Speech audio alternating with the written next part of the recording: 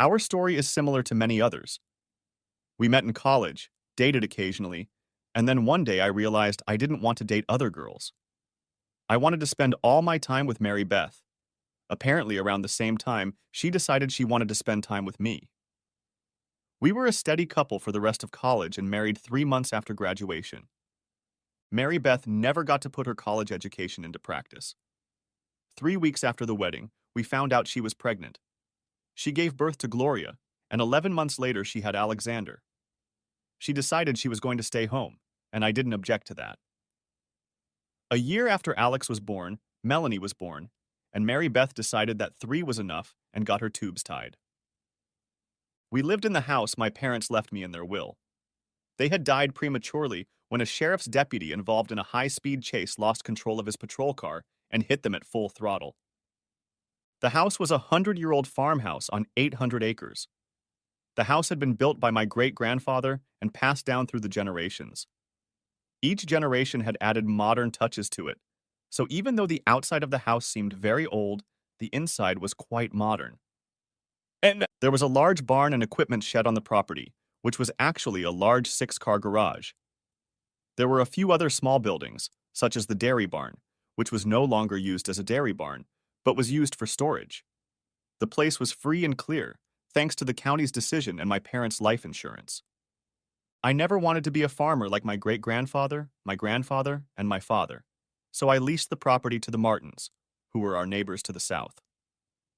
The closest I came to farming or ranching was when I kept horses. At one time, we had 5 of them. Me, Mary Beth, and each of the children had one. When the kids left, we sold them, but we still have 2 that Mary Beth and I ride. We put all 3 kids through college, and now they are all married and living away from home. Mary Beth never had to work unless she wanted to, and she never did until the last child left for college, and then she decided she wanted to work. She decided she wanted to be a nurse and went back to school to get her nursing degree. She worked as a nurse for several years before she realized that she couldn't stand being around sick people all the time. Mary Beth never needed anything. Clothes, jewelry, a car, you name it, and if she wanted it, I gave it to her. We had what I consider to be a good, solid relationship. We made love often, and it was always exciting.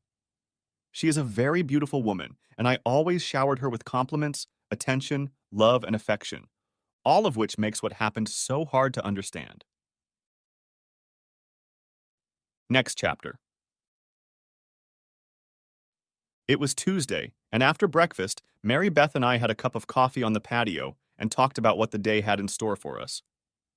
Mary Beth said she was going to go into town and buy groceries, and other than taking care of the horses, she didn't plan to do anything else.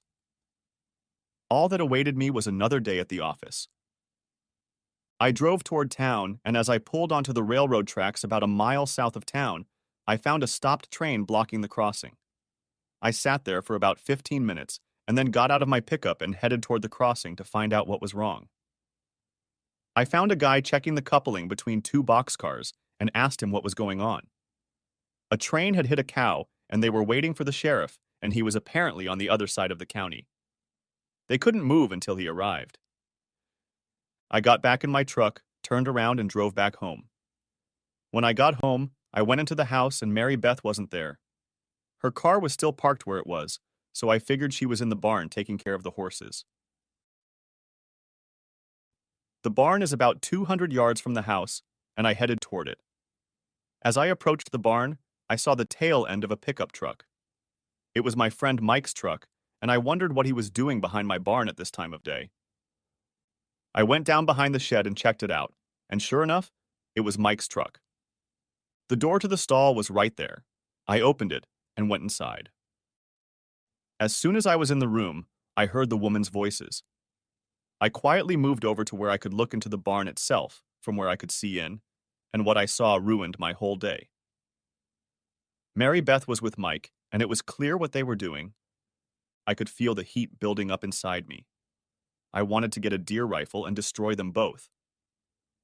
I noticed a hay fork hanging on the wall and smiled at the mere thought. I was already reaching for the pitchfork when I remembered what had happened to Bill Miglio.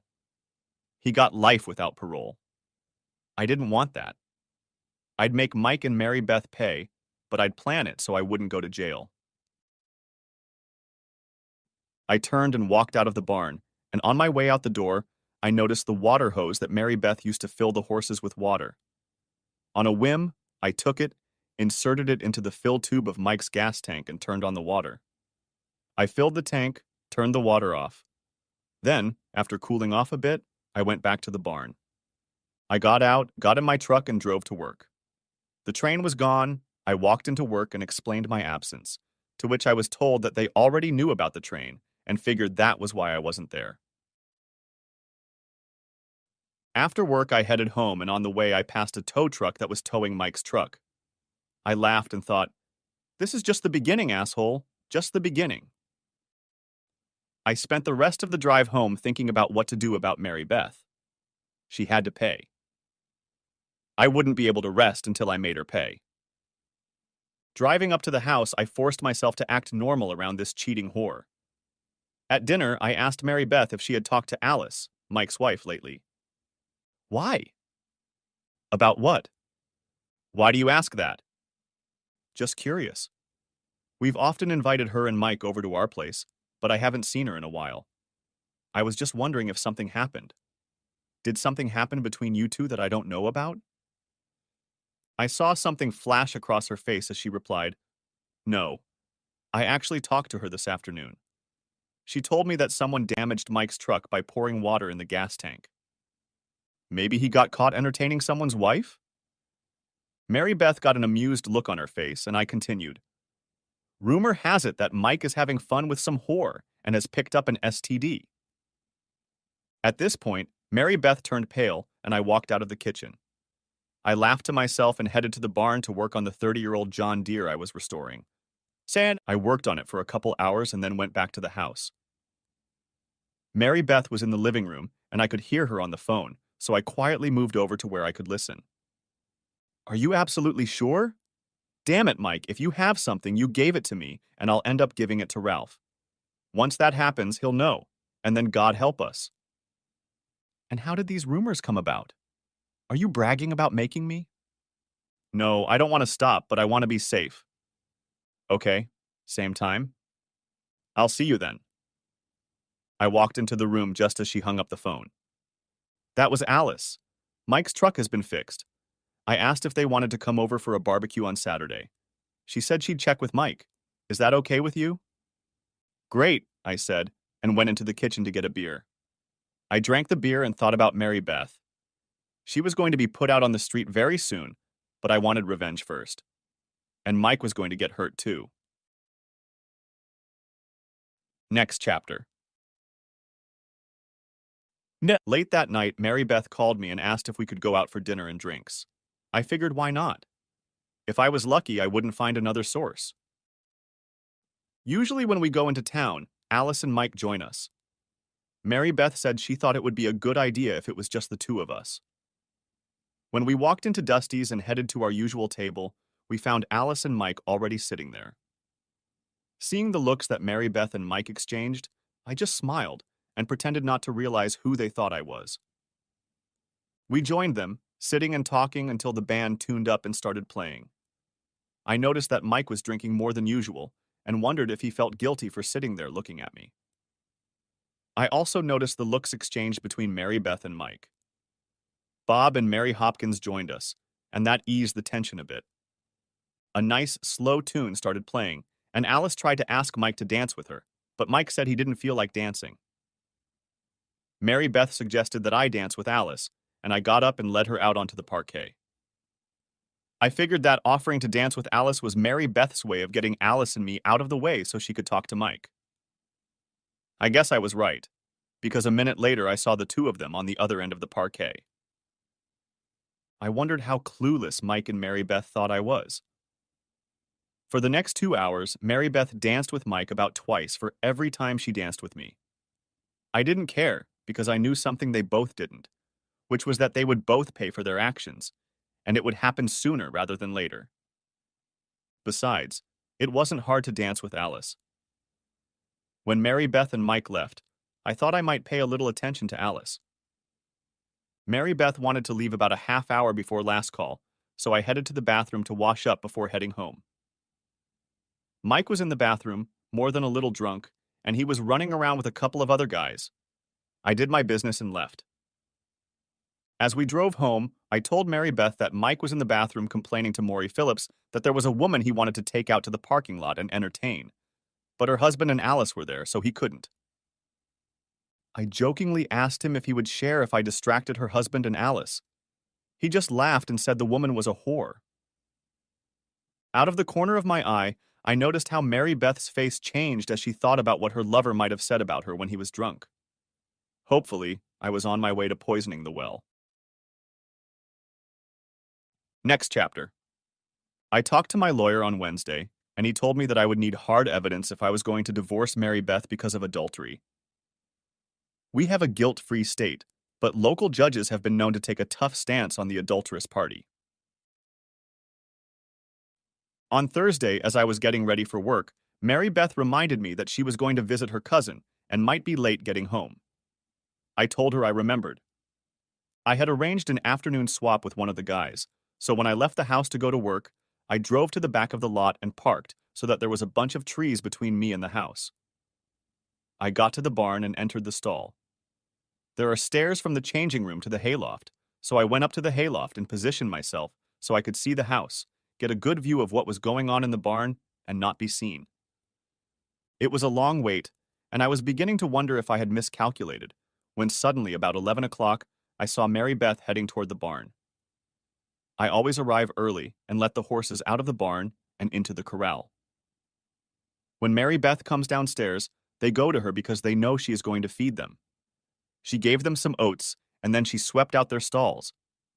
After that, she spread 4 bales of hay, spread a blanket on them. I heard a truck pull up behind the barn. I turned on the video camera and waited. Mike went into the barn, approached Mary Beth, and then they started having fun. I had enough evidence, so I turned off the camera and quietly went back down to the stable. As I slipped out of the locker room, I noticed the water hose and just couldn't resist.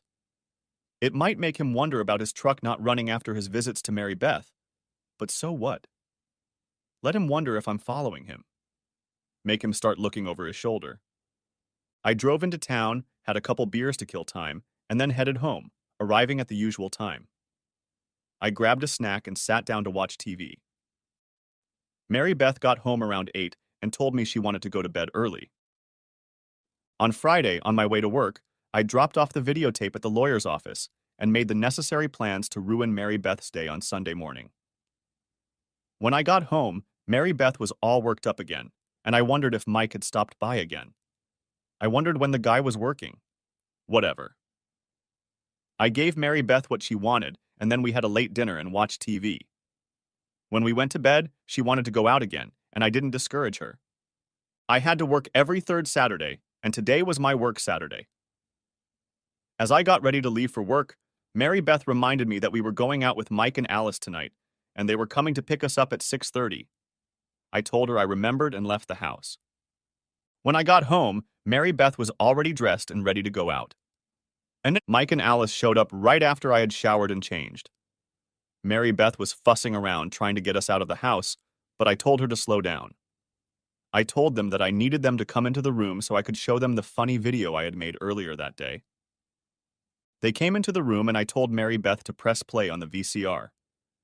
The video was very clear, and Mary Beth turned very red. Mike turned pale and Alice was stunned. I just stood there and watched.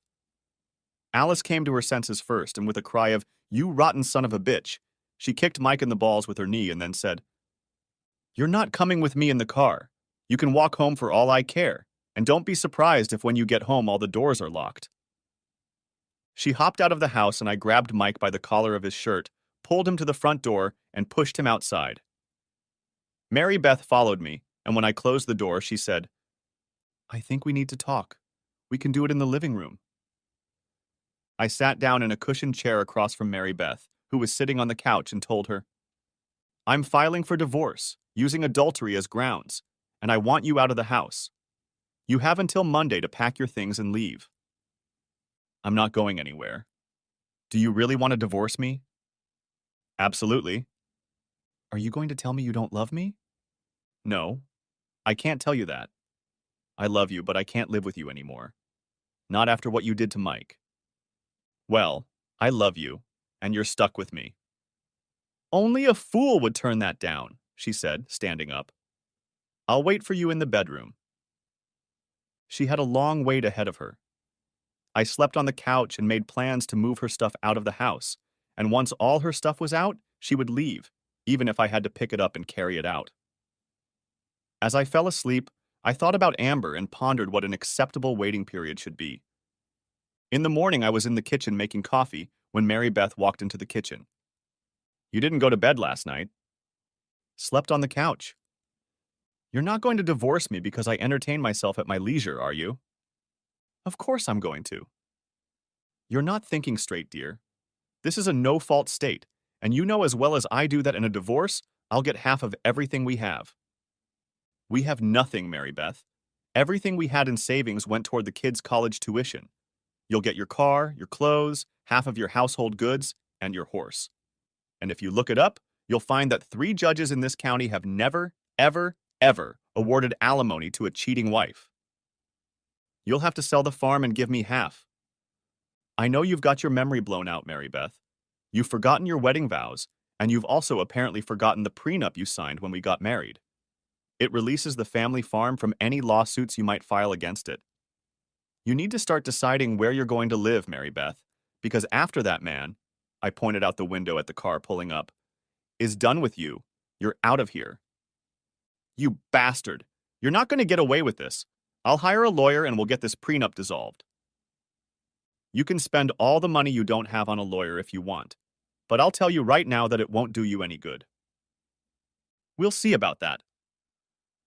The doorbell rang, and I went to answer it. I opened the door for Bill Newbert and wished him a good morning. He walked over to Mary Beth, handed her an envelope, and said, Sorry about that, Mary Beth, but you've already been served. He turned and walked away, and I said, Would you like me to help you load your things into the car? Screw you, Ralph. This isn't over. It's certainly not over. I'll take that as a no, I said, and stepped away from her.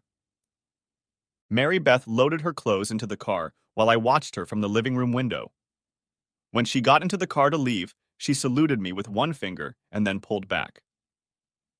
Not 45 minutes later, Mike's wife Alice paid me a visit. She wanted to know if I could get a copy of the tape of Mike and Mary Beth playing in the barn. I was going to try to work with him, but 10 minutes ago Mary Beth called and he left to meet her. I'm done with him. Come in and have a cup of coffee while I make you a copy. She came in and sat down, and I poured her a cup. While she waited, I went into the room and used my dual VCR to make her a copy. When I gave her the copy, she asked what I was going to do. All done. I had her serviced and kicked out of the house sometime before you got here. No hope? Not the slightest. After Alice left, I poured myself another cup of coffee and sat down to my next unpleasant task. I needed to call the kids and let them know what was going on. I'd rather they hear about it from me than from Mary Beth. I was pretty sure that if I left it up to her, she would somehow make me look like the bad guy. I managed to contact Gloria and Melanie, but had to leave a message for them to call me on Alex's answering machine. After dealing with the calls, I called Ryan at Acadia Locks and arranged for him to come over and change all the locks on the house. I couldn't believe that Mary Beth wouldn't visit the house while I was at work and take whatever she wanted. I had done the bank and credit card transaction the day before, knowing when Mary Beth was going to be served. I wasn't completely heartless. I left $1,000 in the checking account for her, but it wasn't enough for long. I went around the house, gathered up everything that belonged to Mary Beth, put it in boxes and bags, and then moved it all into the barn. By the time I was done, Alex called and I told him what was going on. He took it better than the girls did. They wanted to know why I wouldn't try to work things out so I could stay married to their mother, but Alex had been cheated on by several girlfriends, and he guessed how I felt. After talking to Alex, I walked through the kitchen and made a list of what I needed at the store since I would be cooking for myself from now on, and I didn't usually eat like Mary Beth. Not finding anything better, I drove into town and did some shopping. When I got home, Mike's truck was parked outside the house, and Mary Beth was trying to get in the front door. I got out of my pickup and walked up to the porch. What are you doing here, Mary Beth? You don't live here anymore. I came to pick up the rest of my stuff, but I can't get into the house. That's because I changed the locks to keep you out. The rest of your stuff is in bags and boxes in the barn, and you need to move your horse. If she's still here in a week, I'll charge you for boarding. For now, I'd suggest you get in the shit truck, get to the barn, get your stuff, and get off my property. And Mary Beth, stay away. I walked over to Mike's truck, and when he saw me coming, he rolled down the window and locked the door. I had to smile. I leaned over and said, loud enough for him to hear through the glass, "Keep that truck off my property so you'll have enough brains. If you need to bring Mary Beth here for any reason, park in the driveway." Then I smiled broadly and said, "The water hose won't reach that far." I laughed when I saw the realization hit him and the anger on his face. I had to marvel at the boy's cleverness. How could he not have figured this out? His truck runs great when he gets here. He has fun with Mary Beth and leaves, and his truck stops working. He fixes it, goes to her place with no problem, and entertains Mary Beth, and when he leaves, his truck stops working. Yes. The next day at work, I went into the office and told Amber I needed to change some paperwork.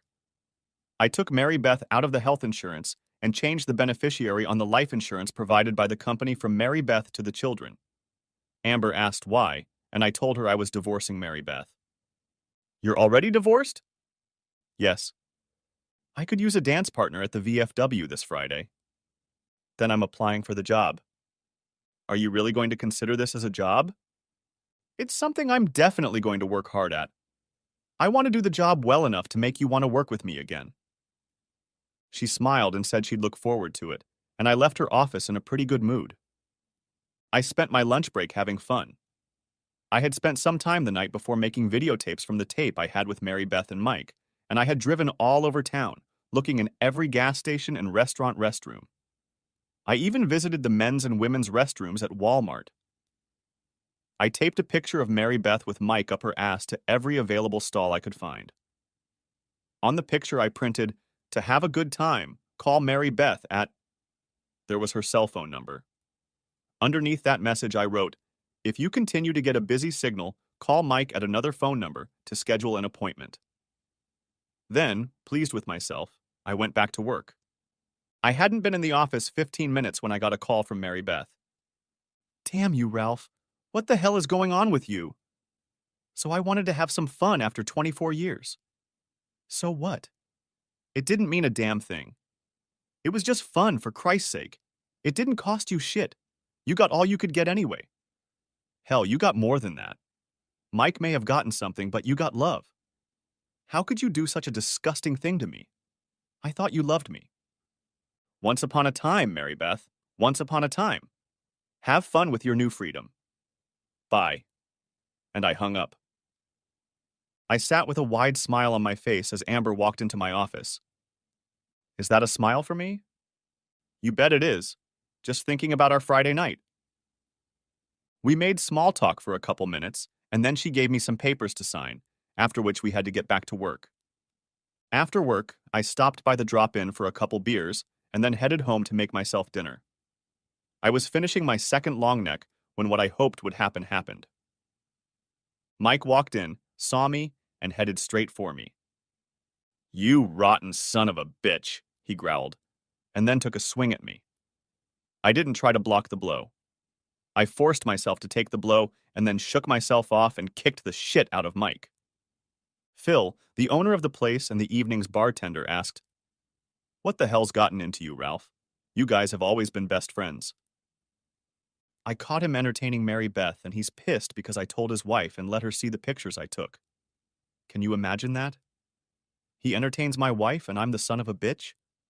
It's his own damn fault he's lying on the floor. He came in here, he attacked me, and I defended myself. You saw it, Phil. I was sitting there drinking a beer and minding my own business when he came up to me and hit me." "Yeah, I saw that."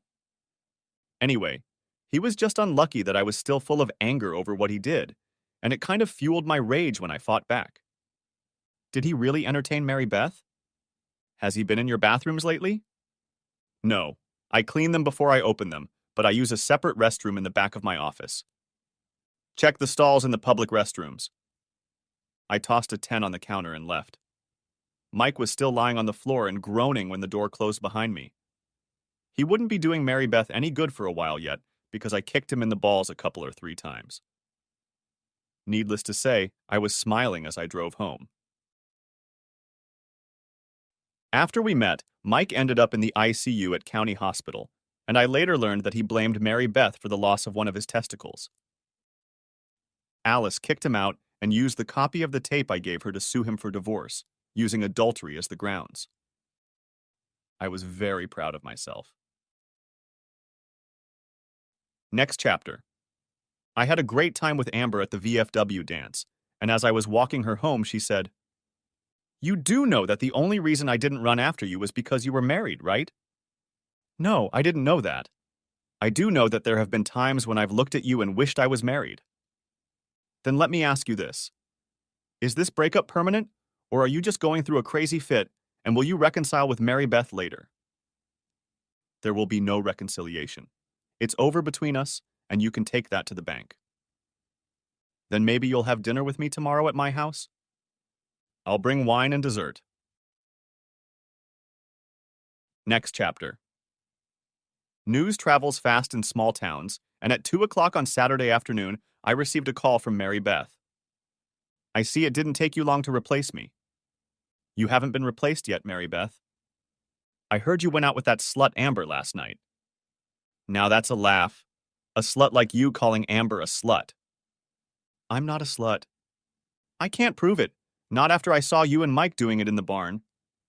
"That was just one time, Ralph. I swear it didn't mean anything. I was just curious what another man might be like. That's all it was." "You're a bad liar, Mary Beth. It wasn't just one time. I saw it twice myself, and I know there were other times because I listened to you talk about it when you were in the barn with him." "Why are you calling Mary Beth? What do you want?" "For you to stop this divorce nonsense so we can be together again." "That's not going to happen, Mary Beth." "Why? Because you're having fun with Amber now?" "I'm not entertaining Amber, at least not yet. I'm not going to do anything that would give you an excuse to countersue, but make no mistake, Mary Beth. I fully intend to try to get Amber into bed as soon as I'm legally rid of you." "That will never happen, Ralph. I'm going to fight for the divorce." "Good luck to you, Mary Beth," and I hung up. I'd had a delightful evening with Amber, and the kiss goodbye as I left made me wiggle my toes. I was looking forward to a relationship with Amber, but I was serious when I told Mary Beth that I wasn't going to do anything that would give her grounds to overturn my lawsuit against her for adultery. Another 2 weeks passed, and several things happened during that time. I met with Amber several times, received 4 very unpleasant calls from Mary Beth over calls, asking her to have a good time, and one call from her informing me that she had found an attorney to take her case. "Did he know you didn't have the money to pay him?" "He didn't bother. He said that in cases like mine, the court would no doubt decide that you would have to pay my legal fees, or I could pay him out of my own money." "If he told you that, then he's not a very good lawyer. Your sum isn't enough to rent an apartment, let alone pay for a lawyer." "Nonsense, Ralph. The farm is free and clear, and at $1,600 an acre, the land alone is worth $1,200, 00. 00, and you'll have to give me half that value." "In your dreams, Mary Beth. You keep forgetting about the prenup." "My lawyer says he can get it canceled." "This guy just got out of law school? You don't have a prayer, Mary Beth." And I hung up. Now, 2 weeks later, when she and her lawyer met with me and my lawyer, a hidden landmine went off under her feet. That's when she learned that the farm didn't belong to me. It belonged to our children. I had learned some hard lessons from all the legal twists and turns I had gone through to get the property after my parents died, and I wasn't going to let a similar thing happen to my heirs if I died suddenly like my parents.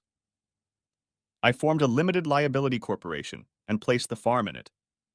The corporation had 4 officers and 3 stockholders. Me and the 3 children were the officers, and the 3 children were the shareholders. I met with the children when the youngest turned 15 and discussed everything with them.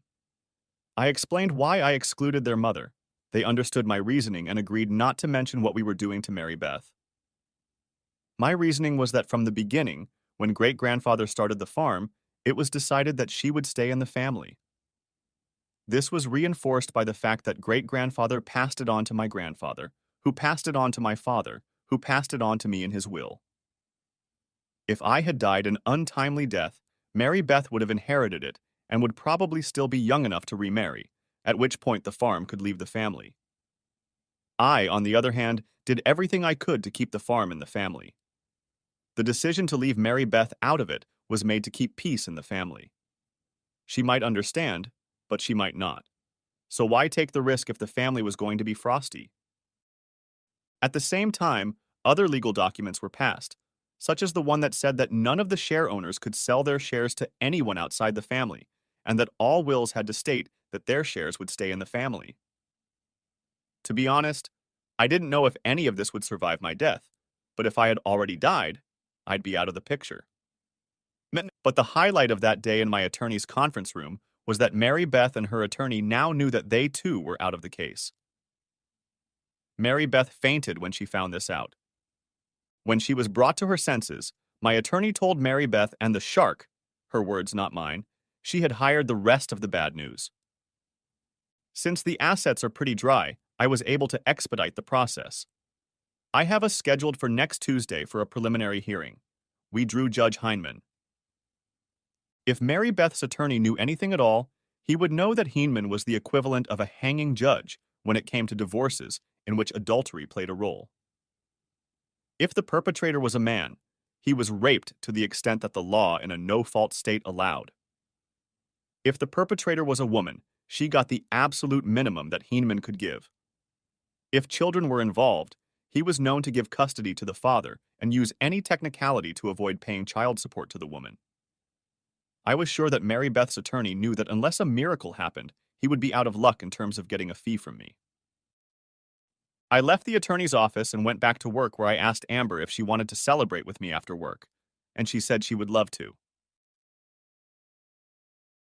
The 9 days until the preliminary hearing flew by quickly. I received 4 calls from Mary Beth asking, more like begging, me to give up on the divorce and work with her on getting us back together.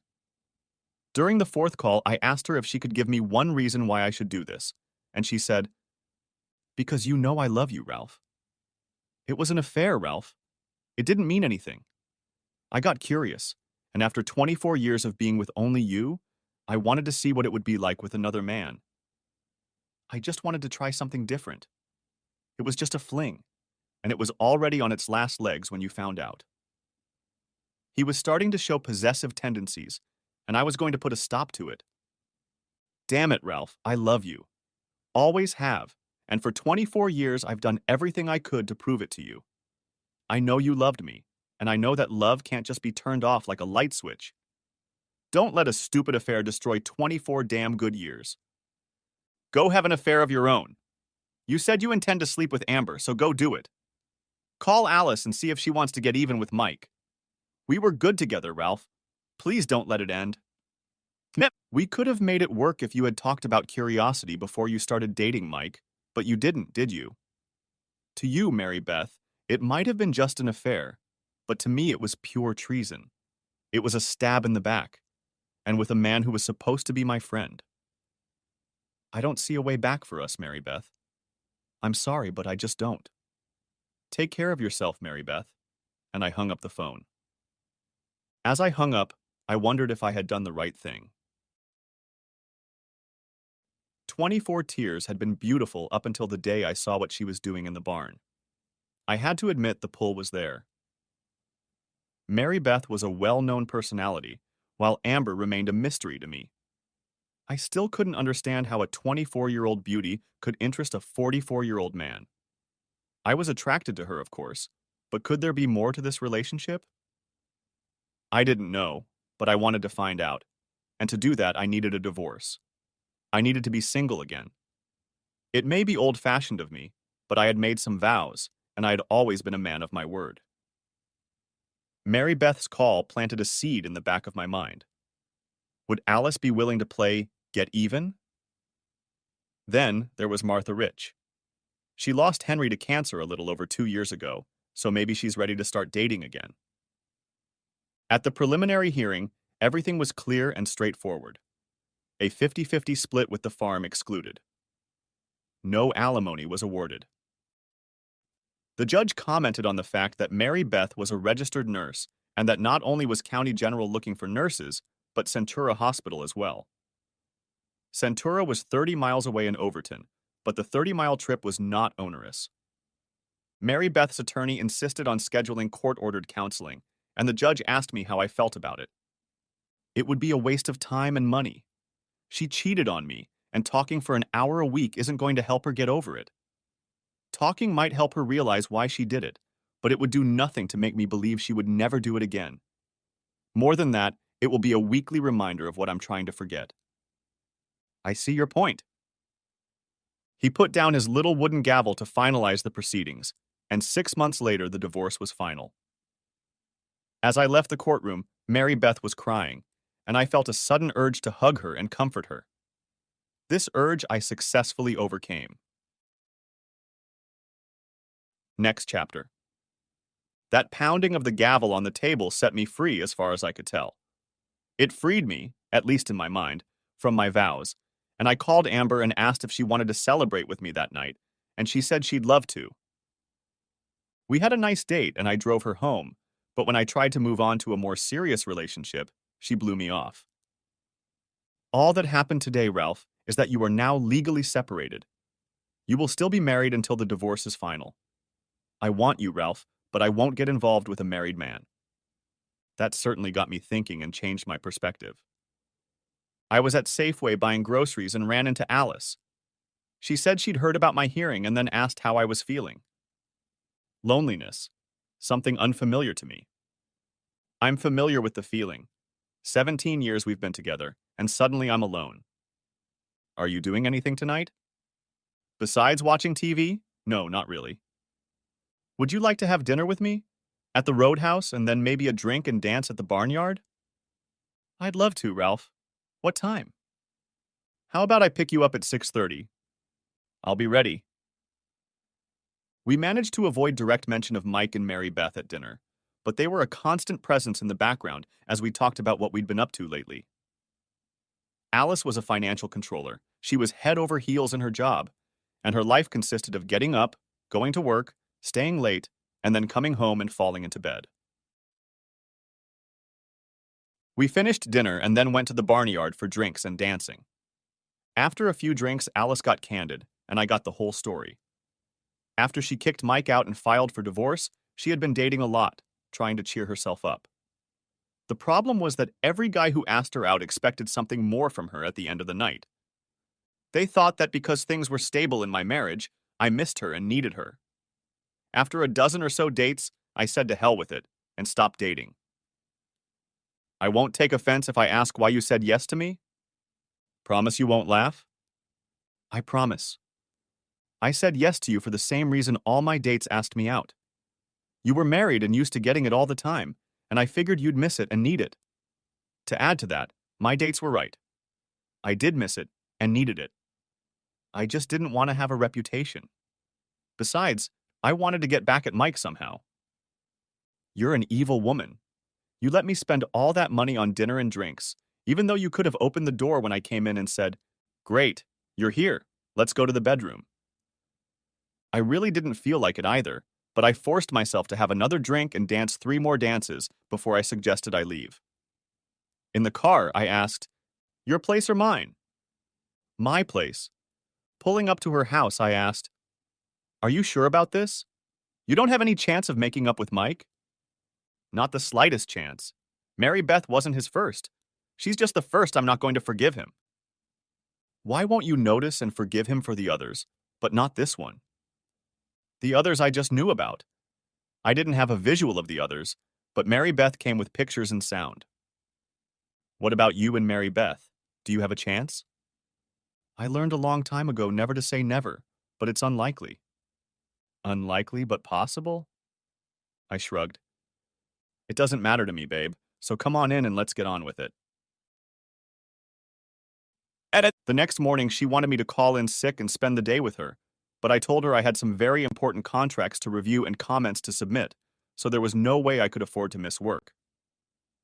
I got the feeling that Alice wanted to move on to a permanent relationship, and perhaps I might be interested in her in the future, but I wasn't interested at that point. I fully intended to pursue Amber, so a relationship with Alice was out of the question for me. But I was greedy enough to want more of Miss Alice for 6 months before the divorce became final. I had to find a balance that would suit me. I would have to accept some invitations and decline some. Seeing her enough to keep her happy, but not so often that those around us would start to consider us a couple. So when Alice asked if I was coming to dinner that night, I referred to a previous engagement. Then I dropped my hands. I had always been honest and forthright, so why would I play games with Alice?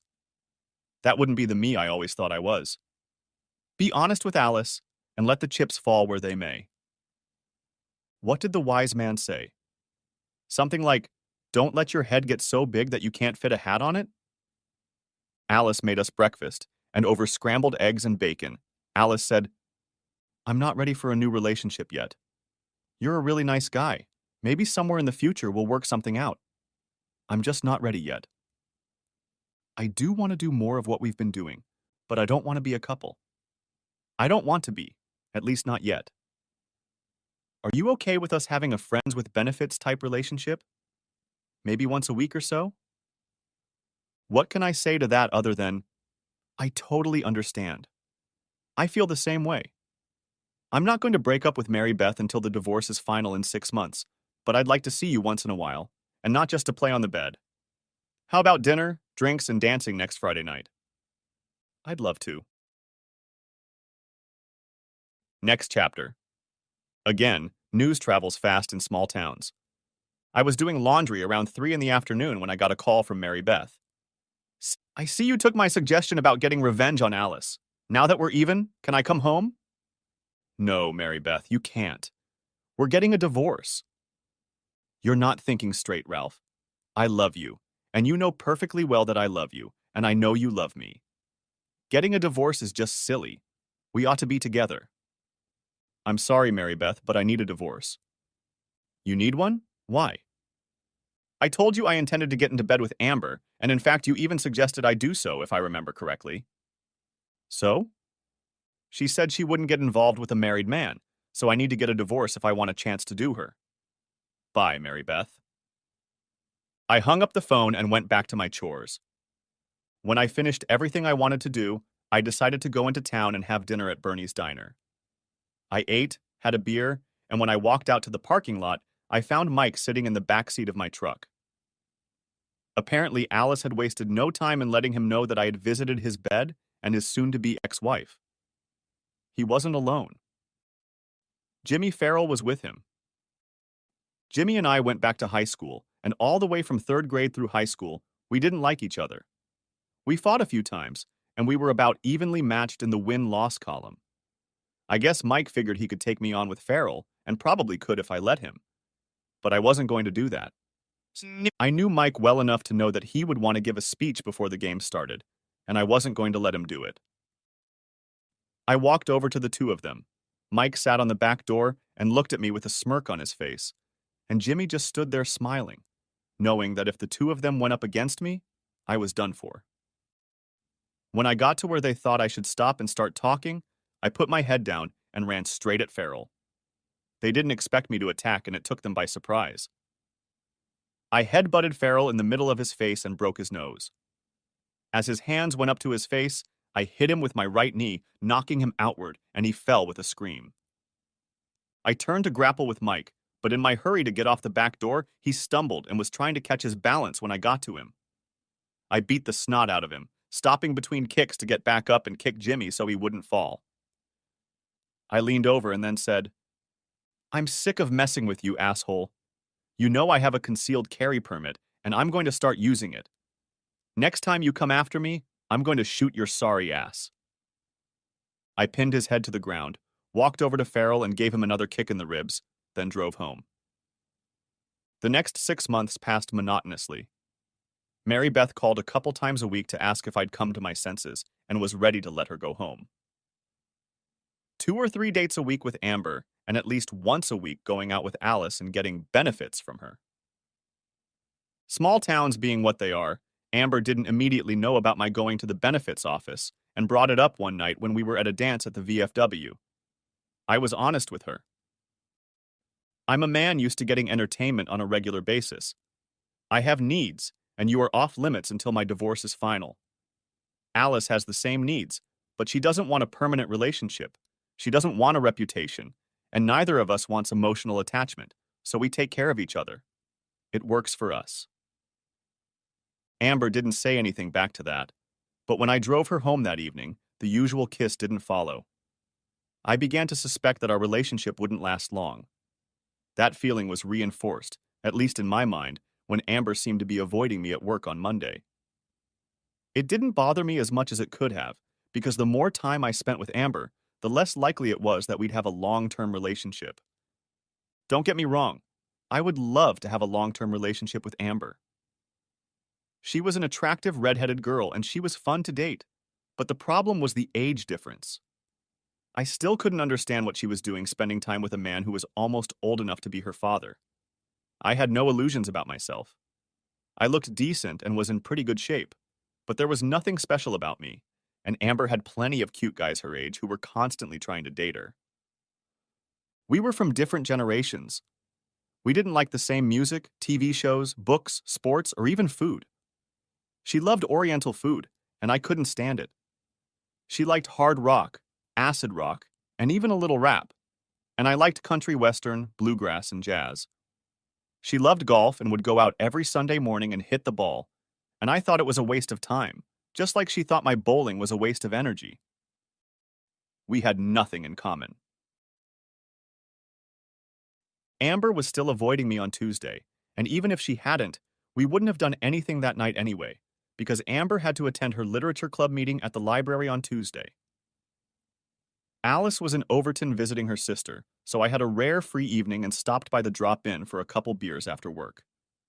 Around the second long neck, I realized I was in a rut. I was dating Alice because I wanted fun, and she was willing to give it. I was dating Amber because she was giving me a social life, while we waited for my divorce to become final. Two women did about 80% of what one woman used to do. True, that one stabbed me in the back, but she was a damn good woman, and I couldn't forget that. Truth be told, I missed her and the life we had. Hell, the truth was that I still loved her. She was right when she said I couldn't turn off my love like I turn off a light. What a mess. What a goddamn mess. Next chapter. When Amber started avoiding me on Wednesday, I decided something had to change. I couldn't change the fact that Amber wasn't happy that I was getting what I needed from someone else, but what I could do was remove myself from the situation where what she thought mattered. She wanted to avoid me, so I just ignored her and lived my life. To start, I picked up the phone and called Martha Rich. Her husband Henry had a gun collection, and when he died of cancer, she called me and asked if I knew anyone who could buy his guns. I gave her a list of names, but then forgot about it.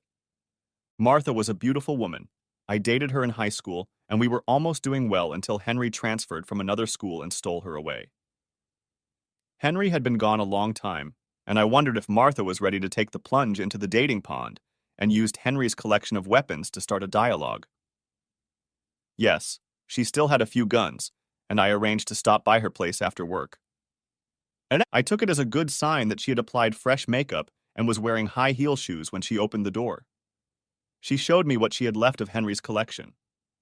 I was surprised to see that she still had his Colt model 1911A1 and asked what she wanted for it.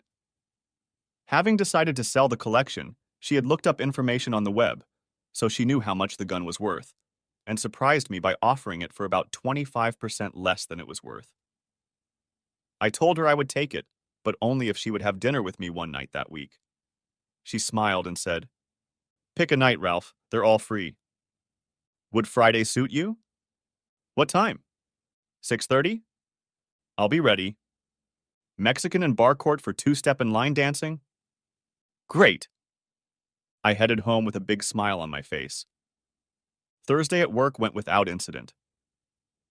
Amber took the day off and I didn't have to ignore her while she avoided me.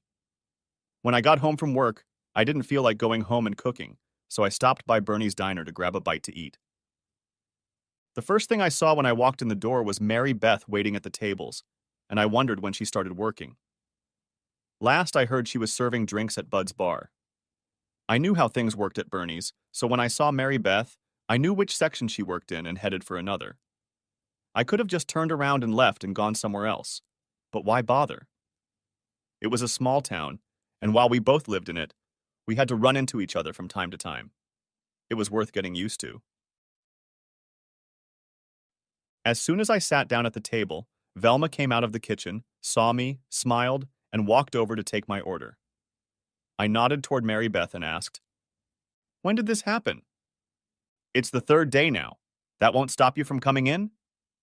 "No, as long as I can avoid the area where she works. Though you can be sure I won't come if there's a date with me."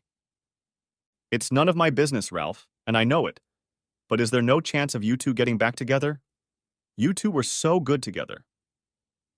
"I know we had a good time, and that's the hardest part of breaking up. But no, there's no chance." She took my order, brought me my beer, and then took my order to the kitchen. While waiting for my food, I read the sports section of the Times and watched Mary Beth out of the corner of my eye. I wanted to be ready for her to try to do something, but other than keeping her eyes on me when she wasn't dealing with customers, she didn't do anything. My food was brought to me, and I ate and chugged it down with a second beer. When I was done, I tossed a 20 on the table to cover the bill and tip, then headed for the parking lot. It was almost déjà vu. Someone was sitting on the back door. It wasn't Mike, it was Mary Beth. As I approached, she got off the porch and said, "I'm tired of talking to you on the phone. Maybe in person I can get you to come to your senses. We love each other, Ralph. Let me come home, Ralph. I need you. You need to get it into your head that divorce is a week away. Divorce is the end of a marriage. If I didn't want that end, I never would have started divorce proceedings. Get that into your head, Mary Beth. We're done. We're done. We're done. We're done. We're done. Don't waste your time telling me how much you love me, because it wasn't enough to keep you from letting Mike ruin your body. And yes, I still love you, and part of me always will.